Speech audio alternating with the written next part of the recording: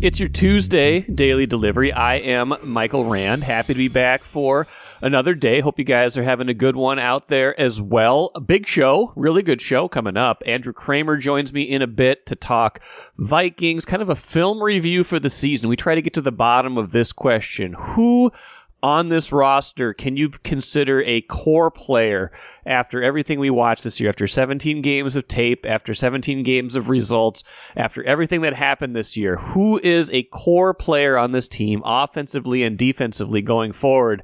And I got to tell you, I didn't like the number of players we ended up with on this list, and that should probably tell you about where they stand going into 2024 and beyond. Final edition for the season of Vikings poetry as well, putting a bow on this thing, and really kind of emphasizing too where this franchise stands and where Detroit stands right now as well. Got to get to some wild stuff at the end of the show. A much anticipated debut that could come as soon as Wednesday. College football playoff at the end of the show. That's got some tentacles with the Vikings as well. First, though, what did I miss? You guys, forget robots. We used to call them robots, right? Like the beings of that weren't human before. We used to call them robots. Now we call them artificial intelligence. Forget robots. Forget AI. What will happen when the quarterbacks become self-aware? That's what I worry about. What will happen when the quarterbacks gain sentience, become self-aware? Because surely, right now, not all the quarterbacks are self-aware, because how else can we explain what happened on Monday with Aaron Rodgers? As the Jets cleaned out their lockers and disappointing 7-10 season, no one more disappointed than Rodgers, who was hurt on like the fifth play of the season for the Jets, tore his Achilles, couldn't come back for this season, even though he says he tried, even though that was a storyline that he kept in the news for many, many more cycles than it deserved to be in the news. They're cleaning out their lockers, and he's talking about the future, 2024, and he has the temerity to say this, presumably about everybody else except him. Quote, "If you want to be a winning organization and put yourself in a position to win championships and be competitive, everything that you do matters. The bull bleep that has nothing to do with winning needs to get out of the building. That will be the focus going forward." Okay, let's unpack this for a minute. This is a guy who stayed in the news all season long with stuff that had, something a little bit to do with football, and usually not, and especially lately. This is a guy that goes on Pat McAfee's show every single week and talks about anything he wants, makes headlines not about football way too often, including recently when he went on Pat McAfee's show and insinuated that Jimmy Kimmel, a nighttime talk show host, was on Jeffrey Epstein's list. And that touched off an entirely, wide-ranging kind of war of words, which culminated in the very same day. Now, maybe not even culminated. This isn't over yet, but the very same day that Rodgers says that, Jimmy Kimmel's first show of 2024 airs. He spends 7 minutes of his monologue completely trashing Aaron Rodgers for this insinuation. And this list, I think part of this list came out recently. Jimmy Kimmel's not on it. Kimmel says, "I'm never going to be on it. I don't know Jeffrey Epstein." This, that, and the other thing. So the specific thing is beside the point to a certain degree. Like, the important thing is that Rodgers has gone out of his way to pick this strange fight, to kind of escalate this war of words that's got nothing to do with football, that's a distraction from anything else happening football-wise, that's not looking good upon him. And he has the audacity, the temerity to talk about everybody else. Maybe he's including himself in this. I doubt it, but maybe it seems like he's talking about everybody else. All the leaks that he perceives were happening this year, all the stuff that was coming out about different players, all the stuff that he didn't like over the course of the season that was getting out. Anything that doesn't have anything to do with winning needs to be addressed. Anything in this building that we're doing individually or collectively that has nothing to do with real winning needs to be assessed. Everything we do has to have a purpose. When you step in this building, there's an intentionality with everything you do. Aaron, that's you. You're talking about yourself. If you want to be a winning organization and put yourself in a position to win championships and be competitive, everything that you do matters. Yes, it does. Yes, it does. Like, maybe don't go on Pat McAfee and talk about whatever you want to talk about. Maybe you have to put aside a little bit of that and not be that person. The bull bleep that has nothing to do with winning needs to get out of the building. That will be the focus moving forward. Well, then, okay, that's got to be you. I don't know. I saw all this unfolding yesterday. I couldn't let it go. I have a hard time letting go of stuff that Rodgers says. It's kind of maybe that's a character flaw for me. I can't not talk about this guy, even though that's exactly what he wants. But this duality yesterday where he says this thing about the Jets, presumably talking about all these other people who are messing up the locker room culture, and then he's the one who has picked this bizarre fight that has now escalated to this point where now Jimmy Kimmel is retaliating. He's talking about it on his monologue. He's threatening legal action, things like that. That right there is probably bigger than anything else that happened to anybody else throughout the whole course of the year. That is where you talk about professionalism. That is where you talk about things that do not add up to winning. So I don't know. That's just the energy they're carrying into 2024. Good luck with that, Jets, next year. And oh, by the way, the Vikings, because of their schedule, because of where they finish, because of the way this all shakes out, will play the Jets in 2024. A fascinating subplot. Are you guys ready for that? I don't know if I am, but I will be ready for it, I would imagine, once the time comes. Grand Casino would like to take a moment and salute the true football fan. The passion, the hope, the anticipation, that incomparable feeling of winning. Grand Casino would also like to take a moment to remind you that you can find all that anticipation, thrill, and winning at Grand Casino. Grand Casino. Let your story begin. Let's bring in Andrew Krammer for one more film review of these 2023 Vikings. I guess technically the final game of the season was 2024, Andrew. We're going to a little bit unconventional here, or a little bit out of the box of what we've typically done. Let's take a bigger picture look at this roster, what kind of tape they've put together this year. And let's really get to the core of this, Andrew. Like, what is kind of the backbone of this team going into 2024? Like, we know there's a lot of questions in free agency, a lot of those, some of the big ticket players like Kirk Cousins and Danielle Hunter.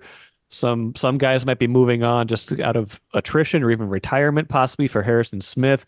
It leaves you really kind of wondering who are the foundational pieces of this team. And maybe we can start with defense, because for most of this year, that was the better, more encouraging side of the ball, even if it was the side that got fewer resources. Yeah, a year ago when we were talking about them moving on from Eric Kendricks, Zadarius Smith wanted out, so they had to trade him. Dalvin Tomlinson as well couldn't agree to a deal with him, couldn't afford him. A lot of difference-making type players, Patrick Peterson as well.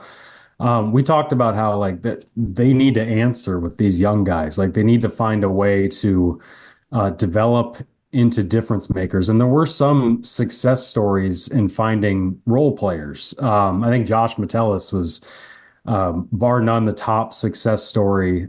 He played 95% of the defensive snaps after signing an extension. Looks like a very smart contract to do for the front office before the season started, because he absolutely lived up to it, if not more. Ivan Pace as well, a rookie linebacker who came in wondering, we're wondering in camp, can this guy have a part-time role and be an NFL player? At the end of the year, he's wearing the in-helmet microphone and doing all that kind of stuff and just growing into a full-time starter, and a really good one. This wasn't just how we have to have somebody out there. He kept Brian Asamoah on the bench. He kept Jordan Hicks on the bench in some of the sub packages they ran in Sunday's game in that loss in Detroit.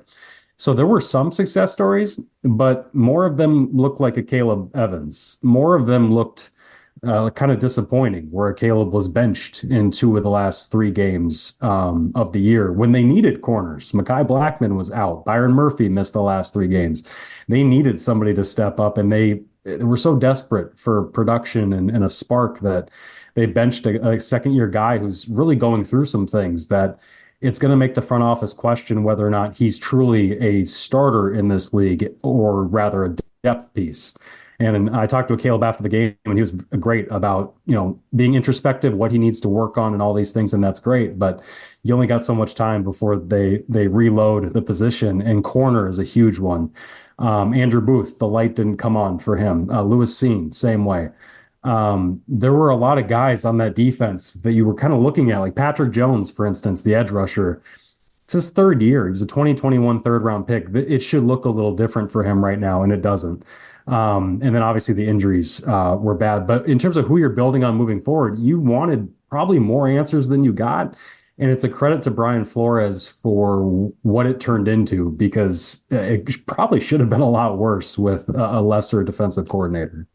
I agree. And it does kind of make you wonder going forward. I mean, the guys that have been difference makers for them in the past, some of them moved on after last year. You just like guys like Eric Kendricks, Zadarius Smith was just 1 year, but guys who were more established in this league and had Pro Bowls, Patrick Peterson, guys like that. This year, you wonder, Daniil Hunter was like their one real defensive difference maker. He had a fantastic season, 16 and a half sacks.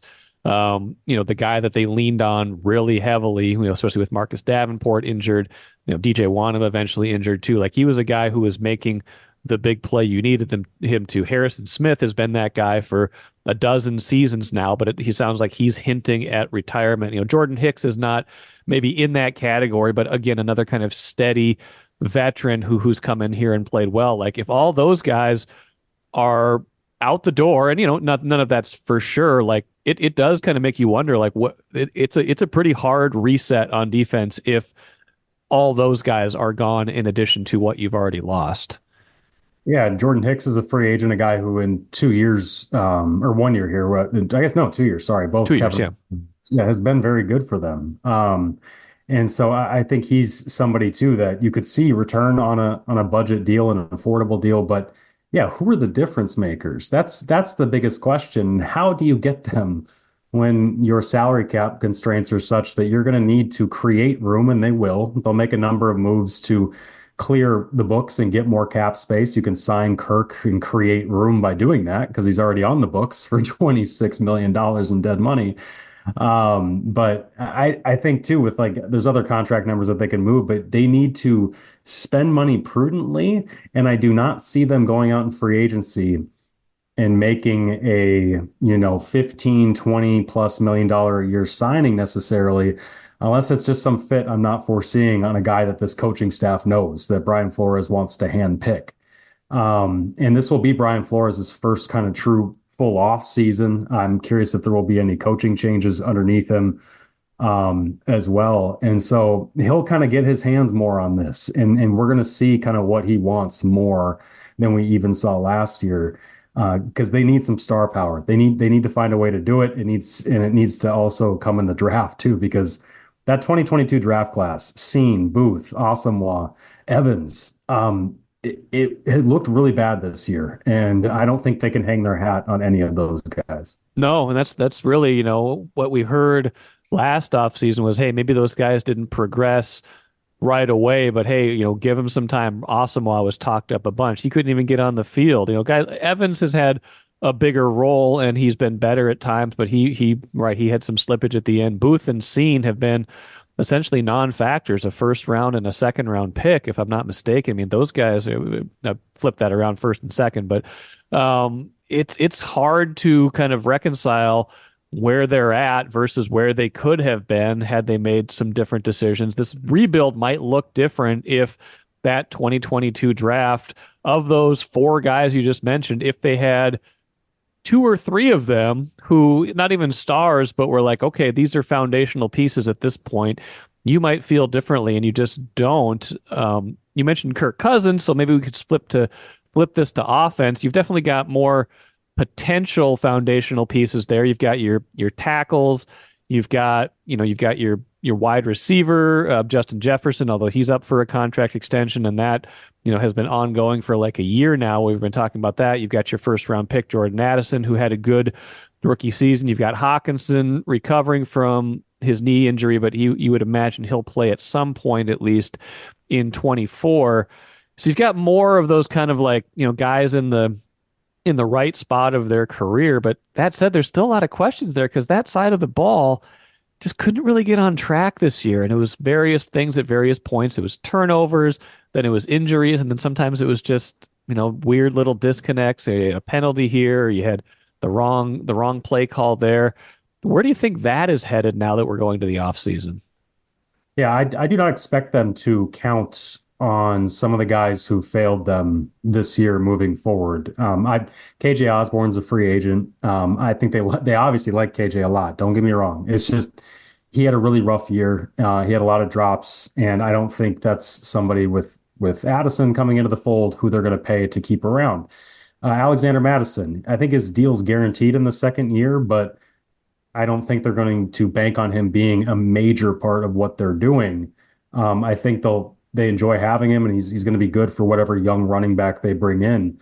But they might bring in a veteran and draft a running back because of how bad that room was. And Ty Chandler can be a committee piece potentially moving forward, but they do not have, I think, a starter they trust at that spot.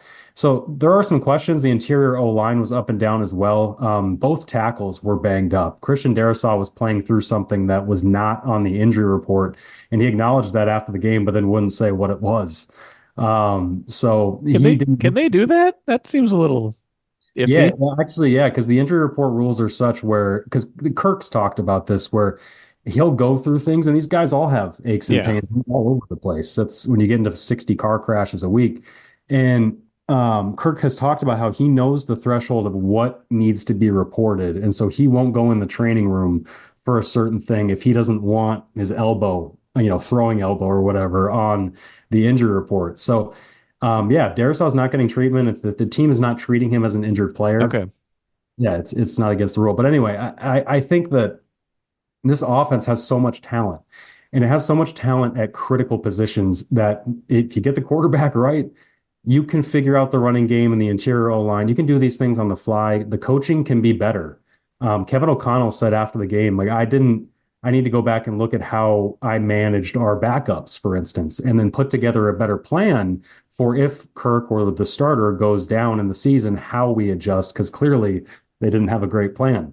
Agreed. I agree with him. I agree with his self-scout, and I'm probably even more critical of that. But yes, So coaching can improve too, and coaching in the run game. I think Kevin O'Connell is going to take a hard look at how he can learn more about how to incorporate that and maybe get his hands on the game planning of that more, because much of it had been delegated to the run game coordinator and running backs coach and O-line coach.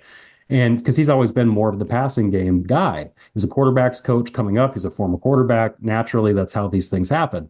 So O'Connell wants to be more involved in that with the scheming of things. He wants to be more involved in or set a plan for if you lose your starting quarterback. That stuff's going to help. But if they draft a quarterback and whatever young person they put into the system is going to be positioned to succeed, I truly believe that. I don't think Kevin O'Connell's a bad coach. I think he's been getting a lot of undeserved heat because he just didn't have a plan for when things go sideways. Wasn't it the former Colts coach Tom Moore famously said, "We don't practice for when number 18 Peyton Manning goes down because we don't practice getting effed." Like we just don't do it. We don't do it. We don't practice not having our starters. So I just think that's kind of the mentality a lot of times where we don't have time to do these things. And this is also a young coach in O'Connell. He's learning from this, and I think he will. This is still a talented group, though, moving forward. And I think Hawkinson and Addison were the two best moves that Kwesi Adolfo-Mensah as general manager has made so far. And that is going to set up, whether it's Michael Penix Jr. or whatever draft pick they can dream of potentially, that's going to set this franchise up for success if that's the route they go. So that does beg the question then. Quarterback is obviously the big off-season drama. I mean, the Jefferson extension is a certain amount of drama, but I think if you write a check big enough, that's going to take care of itself. Daniil Hunter is certainly an interesting big, but what they're going to do at quarterback, and I ran a poll on X, Twitter, whatever we want to call it, the other day, and these are not scientific, but it just was like, what do you think? What do you want them to do at quarterback? And I think it was like, 700 votes or something like it. And I think the options were Kirk Cousins is your starter, or you draft a first round quarterback, or you bring back Cousins and you draft a quarterback in the first round and kind of let this thing simmer. Now, seemed like the preference was for that last one, that people like Cousins enough and understand that he probably gives them the best chance to win in the short term. But can you match up the timelines of when you would want a first round quarterback to start with the kind of contract Kirk Cousins is going to want to stay? Yeah, that's the big piece is the financial piece with Kirk. And I think that's why the Vikings have a hard line. I am incredibly curious to know if that line has moved and how much from last year. The Vikings had a line last year that we've talked about. I've heard that Kirk wanted in the high 30s per year. We've written and talked about how he wanted 3 full years fully guaranteed. Now, if Kirk it will settle for just the next 2 years fully guaranteed, it's going to cost more than the high 30s, I think, even coming off the Achilles injury. The recovery from that injury, the amount of different people who have made a full recovery from that and the science behind it and how Kirk approaches these things and how methodical he is, I don't think there's going to be any doubt that he'll make a full recovery and be the same quarterback. So they're going to go to the combine, his camp with, videos of him probably jogging. He said he's kind of expecting to be up to that point in his recovery by then. And that's going to be huge to set his market. And that is going to be huge to determine whether or not him and the Vikings can find a middle ground. And the Vikings are confident or at least optimistic in the potential of a reunion, knowing that Kirk wants to be here. He likes the coaching. It's been a 180 from Mike Zimmer and what it used to be like for him here. He's shirtless, sounding the Galler horn. So Right. I don't think that's going to bend the Vikings line, but I think the Vikings are hopeful that it's going to kind of nudge his towards staying and maybe them finding that middle ground. But yeah, it's got to be 2 years, right? They can't be another 3 years fully guaranteed through 2026 when you were just then blowing up the entire reason you're drafting a rookie, which is to have the salary cap advantage, Right. not paying a starter who's performing at starter level. So I think it's got to be a 2 year deal. That's my opinion. If you're the Vikings, I would assume that's what the line is. And then, yeah, it'll be fascinating to see the dollar amounts and then how the Vikings could potentially maneuver these things as they always do to hide things under the couch cushions, in terms of the salary cap numbers and just making all that work. Even 2 years feels like a lot, though, if you're drafting a quarterback in the first round. Even if you see them as somewhat developmental, like you would think you would want that guy starting at least by his second season. I mean, unless you're the Green Bay Packers and you have the 4 year plan, like most of these guys start either right away or pretty soon. And whether that's right or wrong, it's kind of how you maximize that window. So it's a really interesting question. And there's going to be quarterbacks available, and they're picking 11th. And if they like someone well enough, then it looks like they're going to be more like 6 or 7. They can go get that from 11. It's not gonna be free, but they can get there from 11 much easier than from like 23. So what an interesting question. I still don't even know what I think they should do. I like the ideal scenario would be that you have that Cousins had signed the deal last year that they wanted him to sign, that he would have signed 2 years so that he'd have this 1 year left, and then you could go get your quarterback and still have Cousins for 1 more year. That's kind of the ideal to me, is that you would have Cousins for 1 more year and be able to draft your guy. I don't think you can sign Cousins for 1 year right now. That's just not going to play out that way. I don't think he's going to want that to No, play he's out. not going to want that. The Vikings would love it, but I don't think he's going to want that at this point. He's got 1 more contract in him, basically. Yeah, and it's a coaching staff that just said, Kevin O'Connell said, we felt Kirk was playing his best football in those 8 games before he went down in that 8th game. And that's huge. If it really changed that much from, we talked about it, 4th and 8, losing to the Giants, It's like, if that were what we were left with, if it were like, he was kind of the same guy and we just, he fell apart in critical moments. Like, no, they beat the Niners, went into Green Bay and were flooring them, a playoff team now anyway. And was playing great. So I do think it's going to be fascinating. Yeah, I don't know if there is necessarily a right answer, but I do think that they can talk themselves into a 2-year deal with Kirk and a rookie quarterback because we just saw this offense is kind of difficult. This offense is kind of tough for young guys to run. And I know whatever rookie they bring in is going to be more advanced or ready, especially with college experience than Jaron Hall was. But it's still going to take some time to learn. And I think Kevin O'Connell loves the idea. I would guess he likes the idea that of resting a guy or bringing him along slowly, a la Jordan Love, maybe not that slowly, but a couple years. And they just went through the most durable, Mr. Reliable quarterback going down. Yeah. Now he's coming off an Achilles injury. Who knows? That rookie could be playing a lot sooner than anybody thinks. That's true, but maybe the play ultimately is that you don't draft a quarterback this year. You sign Cousins to a 2-year deal, and then you draft your quarterback in 25, and maybe you use some of what you've got right now to accumulate some future draft capital. It's a tough game to play though. That's like so much future thinking. I would be. I guess I could see a scenario where they don't draft one, but I don't see a scenario where they go into this draft not trying to. Yeah, I think that's fair. But also, they really like what we know is that they really like this draft class for quarterback. Yeah. And they didn't like it as much last year. Yeah. I don't know what they feel about 2025, but this is a draft class for quarterbacks that a lot of people like. And I know that this front office really likes. Well, we'll find out more soon. I'm sure we'll have you back on at some point here, Andrew, in the off season, but go take a break. We'll get the locker room clean out as we're recording here. So I'm sure we'll know more about kind of their feelings, but feelings are going to be replaced pretty quickly by hard answers. It's going to be a fascinating offseason. Appreciate your help all season long. Take care. We'll see you soon. Sounds good, Mike. Thanks. Good stuff from Andrew all season long. Appreciate him as always. Always feel smarter after talking to him. It kind of cools me down a little bit. It's like, okay, this is someone who watches it way more closely than I do. I watch it, of course. I watch it on Sundays. I go back and look at some things if I need something for something I'm writing. But this is a guy who actually breaks down the film, knows what he's doing. I feel smarter, and I hope you guys do too when you are done with that segment every week. Let's do poetry one more time for the season here on Daily Delivery. My good friend Keith Rashad joins me. And I believe, Keith, even if the game doesn't necessarily deserve it, you have four Vikus from the season finale against Detroit. Twice as many Vikus as home victories on this 7-10 season. That's how much poetry is in my heart. Well, however much is in your heart is what you should express on this segment. So let's get right to it. Number one, please. This world makes no sense. The truth is an illusion. The Lions are good.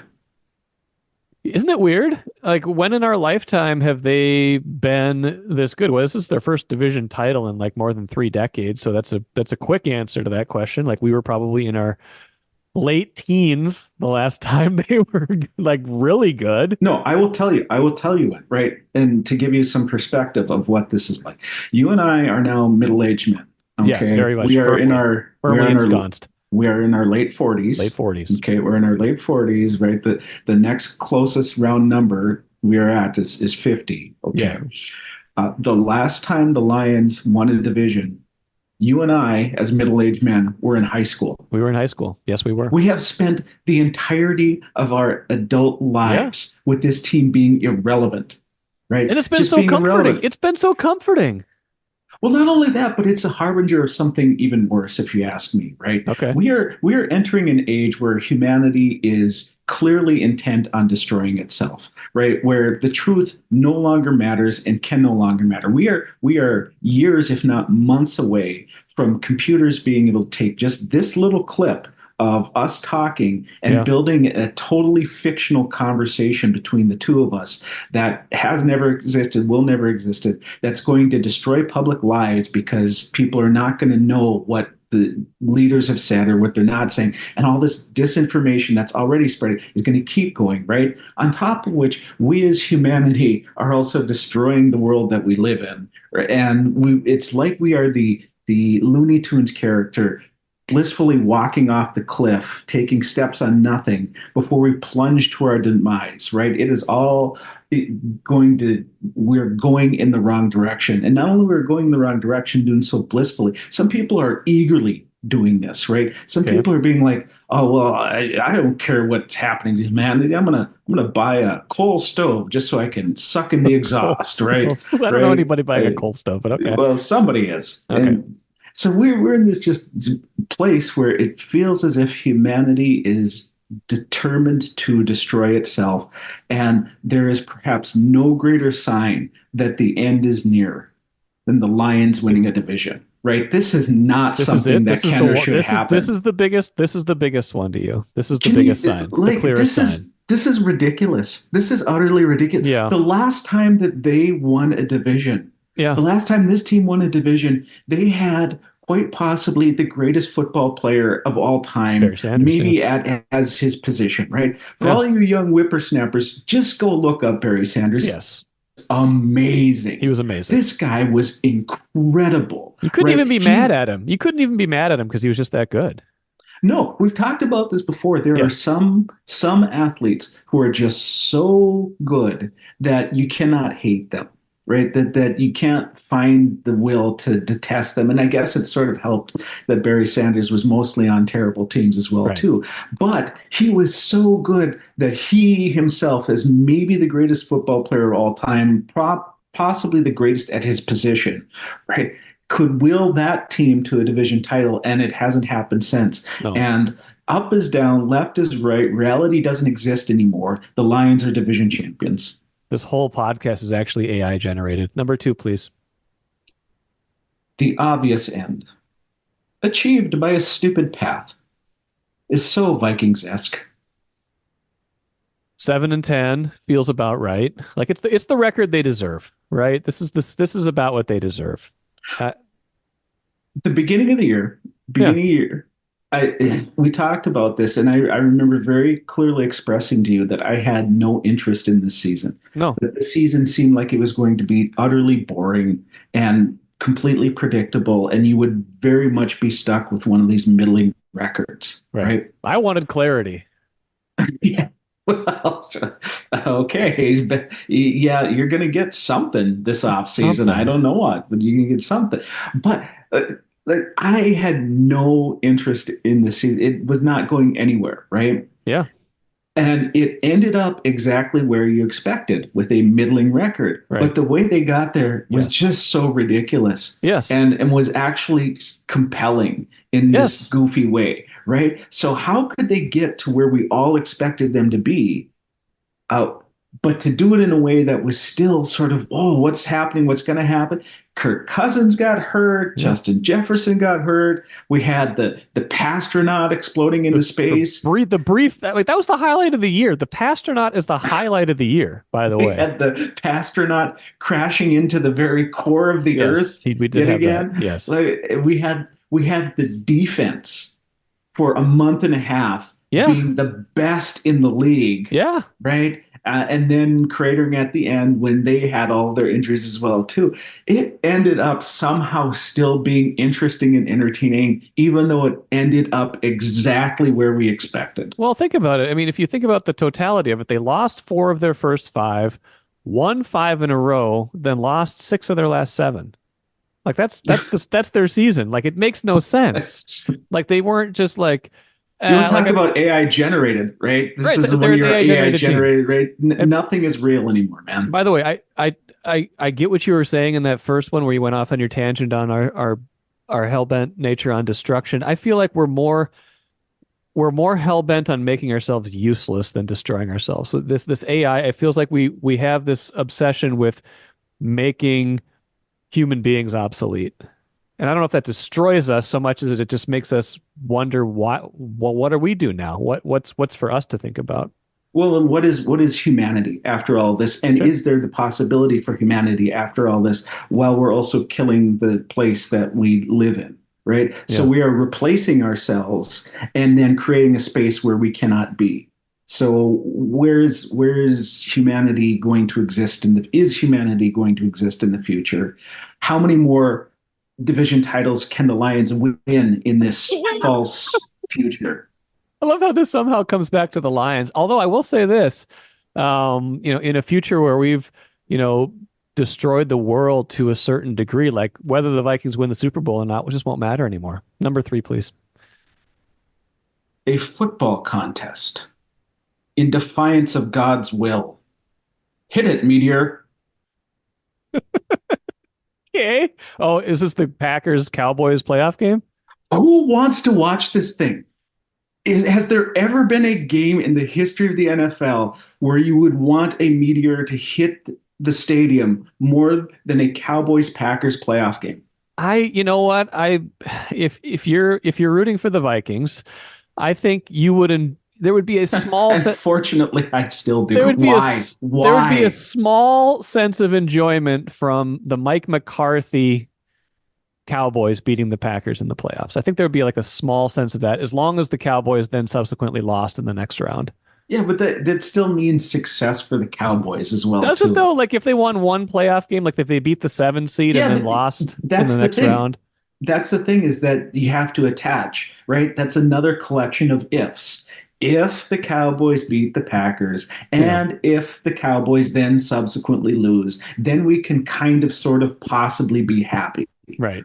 And when you start chaining those events together, the likelihood of it is it's like the Vikings with this, they had a 3% chance as long as these 15 things happen. Right. Well, if these chain of events happen, I might sort of kind of enjoy the playoffs. No, just let a meteor hit the stadium. That is what I would enjoy.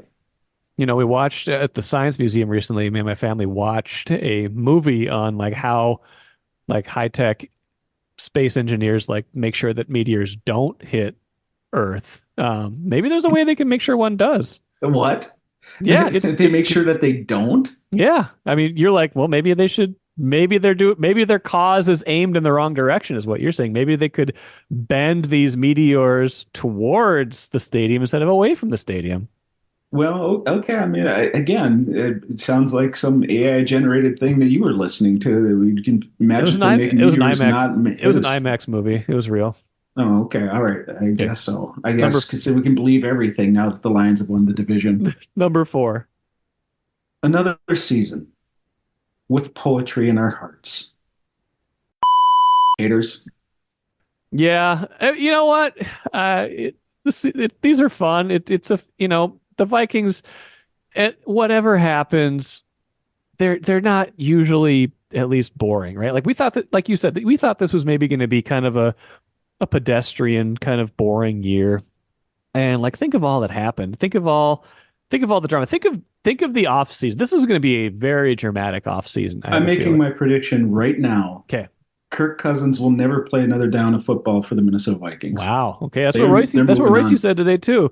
Andrew Krammer seems a lot more bullish on the prospects of Kirk Cousins coming back, but I don't know. I don't see it. This is we talked about it last year. Felt like it was the perfect moment to move on. This feels like another tailor-made moment to move on with a team that needs lots of things, including a quarterback not sucking up 87% of the salary cap. I agree. Write a poem about it.